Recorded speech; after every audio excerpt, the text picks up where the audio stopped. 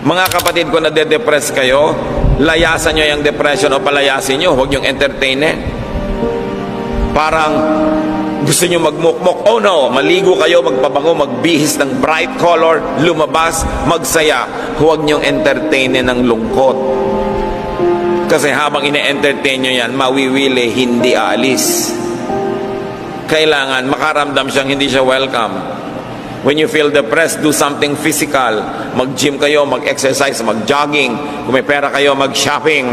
Diba? Mahalaga rin yung retail therapy. Kung meron kayong magagawa, libangin ang mga sarili, huwag na huwag kayong magmukmok at huwag kayong makikibarkada sa mga mahilig magmukmok. Kung minsan may mga asosasyon ng mga taong itinakwil ng Diyos, huwag kayong sasali doon. Mga samahan ng mga taong naaawa sa sarili, you will never get anything out of that.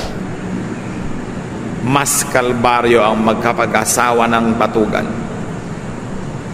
Mga babae, kahit ang ganda-ganda ng dibdib niya at may bicep, pag tamad, burahin nyo sa listahan nyo.